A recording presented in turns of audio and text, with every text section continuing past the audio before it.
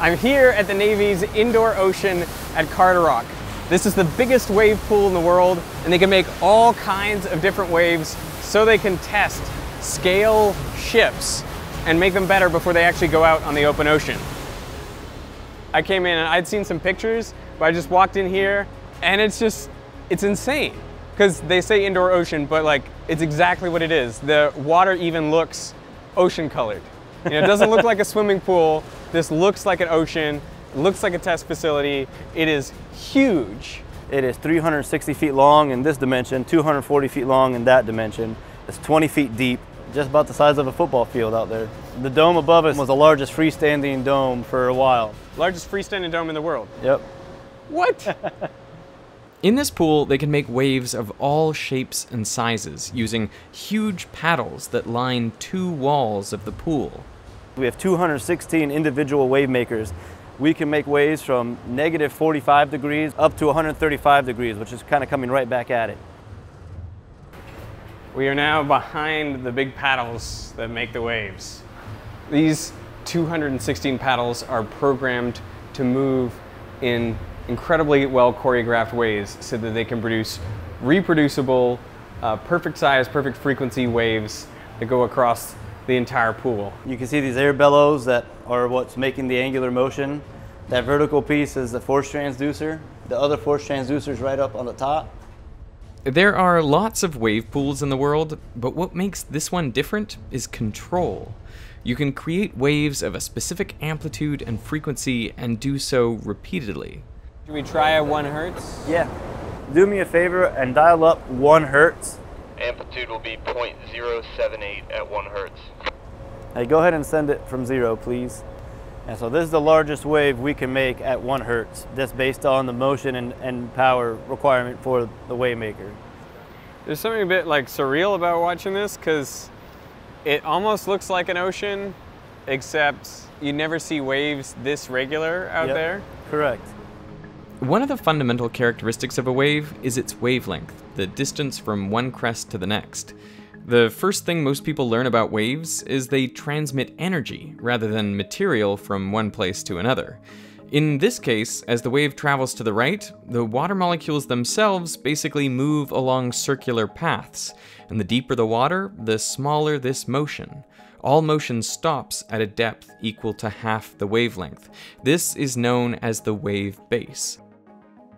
But even in an ideal water wave, the molecules do drift a bit in the direction of wave motion, and this is because the molecules travel faster the higher up they are. So they move farther at the top of their loop, then they move backwards at the bottom, creating a spiral path. This place is perfect for observing properties of different waves. I asked Miguel to show me some waves with different frequencies but the same amplitude. So what I'll have them do now is I'll have them stop this wave and this change the frequency. Because we're at 0.6, we'll go to 0.5, so it'll be a 2-second wave. Here I'm split screening waves with frequencies of 0.67, 0.5, and 0.33 Hz, all with the same amplitude. So 2 things to notice. Even though they all have the same amplitude, the ones with higher frequency look like they have a greater amplitude because the slope of the waves is steeper. And second, the frequency of a wave affects its speed. High frequency waves travel slower than low frequency waves. In fact, as long as the water is deeper than the wave base, wave speed is inversely proportional to its frequency. They have a really cool demo that takes advantage of the different speeds of different frequency waves. You can see it starting here. They send out high frequency waves first, followed by lower and lower frequency waves. And because the high frequency waves travel slower, the lower frequency waves gradually catch up. Whoa. And they've timed it so that all the waves meet up at exactly the same time and place in the pool, and this causes the wave to break. The ocean engineers can do this again and again in exactly the same way, thanks to their precise control over the waves. This demo also nicely illustrates the principle of superposition, that when waves meet, they add together. The height of the water is equal to the sum of the heights of the individual waves meeting at that point. You can see how much bigger the amplitude is. Those individual waves weren't that big, but when you add them all together, you can make this big breaking wave. They can also take advantage of the superposition principle to create standing waves. So what's coming up next are two regular waves coming at each other, what we call the quilt wave. So we're going to have a wave coming this way and a wave going this way, and it's going to create standing waves. So there's two regular waves coming out, and if you look at the waves, it looks like a big quilt pattern out there. At some places in the pool, the waves always cancel out to 0 amplitude, and at other places, the waves add up for maximum amplitude. They can even send waves from all directions, so they form circular wave fronts, and then all the wave energy is channeled into one spot they call the bullseye. And so now we're going to run the bullseye wave, which is essentially the same thing, but instead of having a line of waves, we're having it all coalesce at one individual point. So you can start seeing the waves are coming from the long bank here, and you can see they're making a spherical wave, and then you have another spherical wave coming from the short bank. And this is breaking due to the coalescing waves and the wave height being more than 1/7 of the wave length. We tried throwing some toys into the wave to see what would happen to them. Would they get pushed into the breaking wave? Even though there's not much net movement of the water, the ducky drifts with the waves and pretty quickly is pushed into the bullseye. How's the ducky doing? He's getting to the danger zone right now. It's starting to funnel him right into that breaking wave. Ooh, it's there. Getting up. Oh, it swamped it. That's amazing. That was right where we wanted it. Now, the real purpose of this facility is not to play with toys or make perfect, unnatural waves. It is to replicate on a small scale the types of waves Navy ships will encounter in the oceans of the world. Research engineers place ships modeled after billion-dollar vessels in the water to see how different designs actually behave in real-world conditions. Right now, this is coming from 45 degrees. It's going to be about a 5-inch significant wave height, which if we were to scale it up for this model would be 20-foot waves. When we're doing a free running model like this, we usually run like a racetrack, like a big circle, or a figure-8 track, so we know the headings that we're running in, so that we can correlate that to, the full-scale vessel. For the model to provide an accurate representation of the real world, a lot of things must be taken into account. Is the water fresh? Fresh water. Okay, not salty. Nope, fresh water. So when you're in salty water, you're going to have a lot more buoyancy. So when we're ballasting our models, we have to make sure that they take into account that buoyancy difference. So when we go full scale, you're the same conditions. For fluid mechanics, I always expect that you have to keep the Reynolds number the same as in the real-world phenomena. But actually, to get the right wave dynamics, you have to use a different scaling, which is based on the Froude number. So the Froude number is a measure of the ratio of inertial to gravitational forces. It's equal to the flow velocity divided by the square root of the acceleration due to gravity times the characteristic length, like the length of the ship. In this case, the model ship's hull is 46 times smaller than the real thing, which means to get accurate data, it should be traveling at 1 over the square root of 46 times its real-world speed. And to make the footage from the model look the same as that from the full-size ship, you have to slow it down by a factor of the square root of 46, so roughly 6.8 times slower. I'm amazed at just how well these shots match. But of course that's the idea, scale the model and the waves so the physics are identical to a real ship out on the open ocean. Naturally, I asked if I could go swimming in the pool, but they said very kindly, no way. The closest I could get would be on a little dinghy. This is our boat. With a catch. It's pretty smooth sailing out here right now. Yep, no waves while we're out here. So, I'm assuming no one's ever been out here in waves? Nope, that's one of the no-nos they don't want us to do. I guess it's a risk thing, so.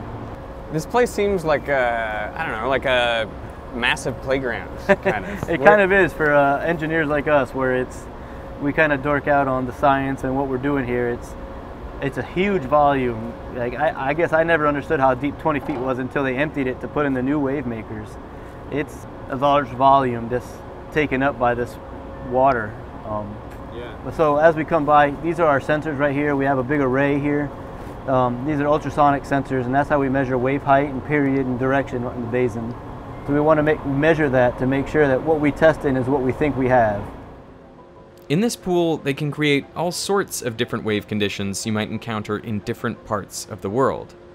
Most ocean waves are created by wind, and the strongest winds occur in and around storms.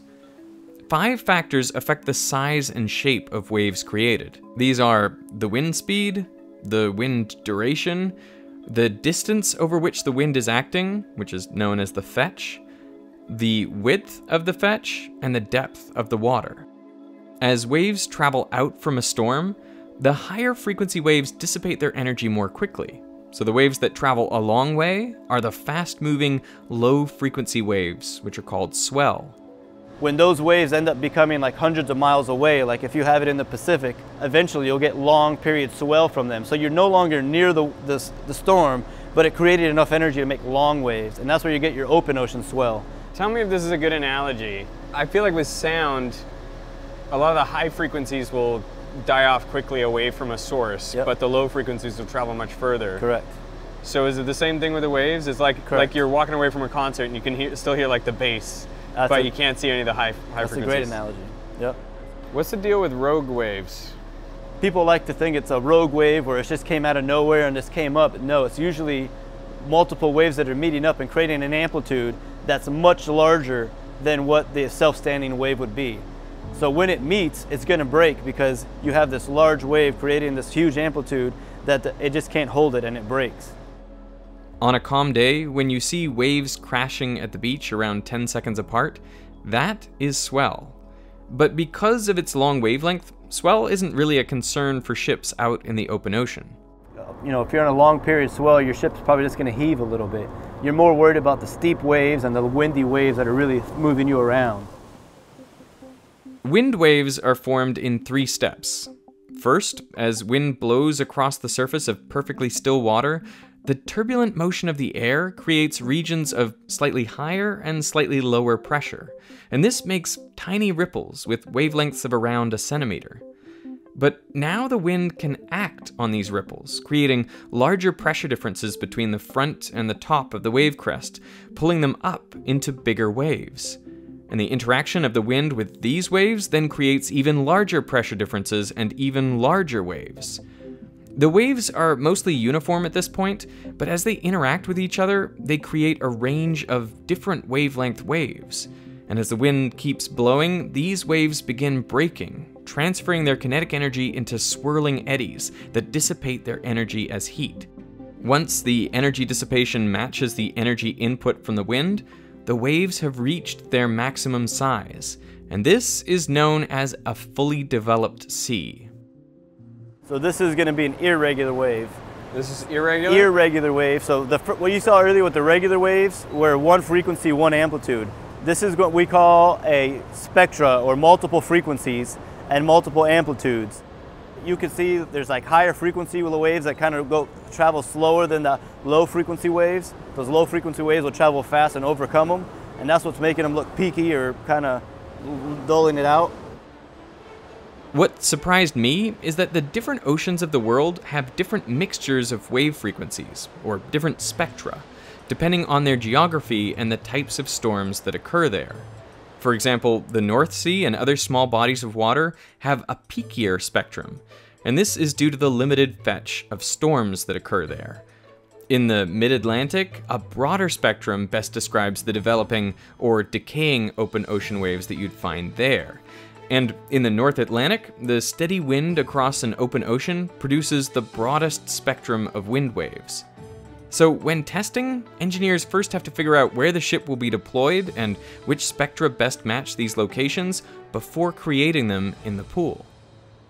For most people, I think an ocean is an ocean, but you're saying that there's sort of like different conditions depending on where you are?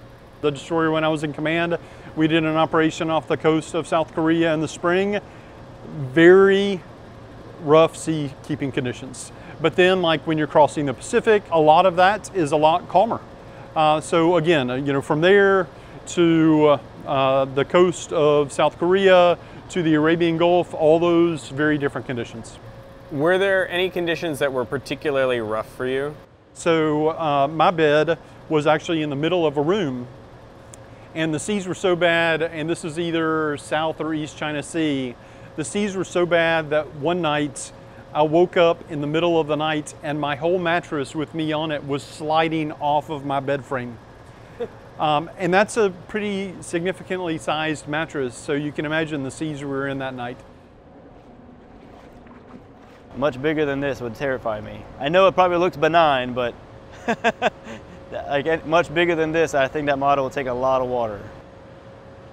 Why do you care about how much water goes on the deck? So on the back of this DDG is a helicopter landing pad. They don't want any water on the deck when a helicopter's about to land. That's a big problem. You know, that's one of the tests that we do here is we'll put cameras to look at the deck and understand how much water washes on. Since I knew they wouldn't want to risk their fancy model in rough conditions, we brought along a little remote-controlled boat to test. Yeah, I wouldn't be happy on that boat. A lot of people would be getting seasick. Whoa! Whoa, no! Is it gone? It's gone! No, it's right there. It came up. It's upside down. It was totally gone. It was in the air, and then it went under. Now, not all the models tested here can be remote controlled. So on the carriage is where we're going to do captive model tests where you could tether, put power and instrumentation onto a model that can't hold it itself. So usually the model will go in this moon bay right here. The models are hooked up here, and then the whole lab speeds over the waves, towing the model underneath.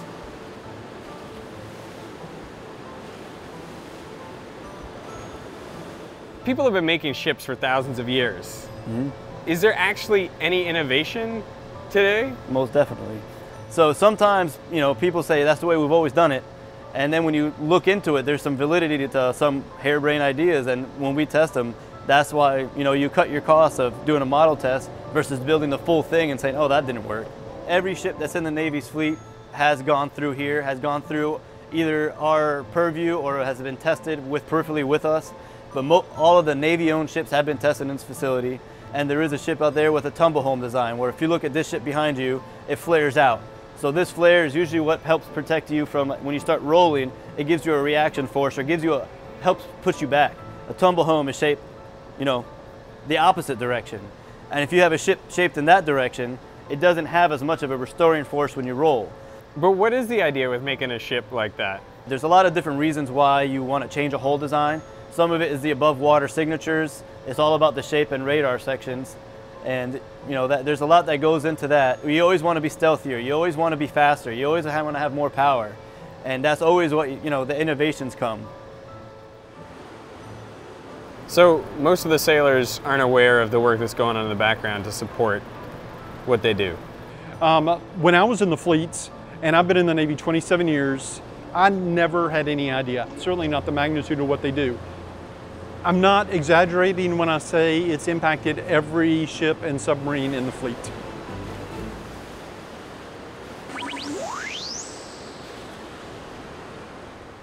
Hey, if you don't have a huge wave pool in your house to test out wave physics, I suggest you check out Brilliant, the sponsor of this video. Brilliant is the best learning tool I know for mastering concepts in math, science, and computer science.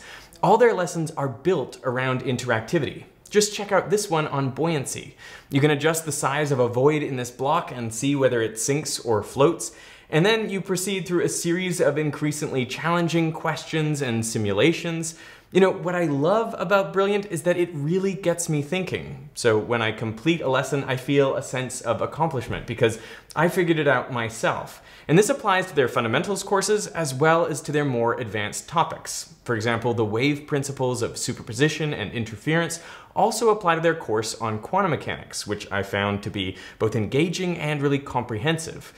This is a great interactive which forces you to deeply engage with the conditions that lead to interference, a concept I know a lot of students struggle with. Brilliant keeps supporting Veritasium, I think, for two reasons. First, they know that viewers of this channel are smart and they want to understand things deeply, so a lot of you have already signed up.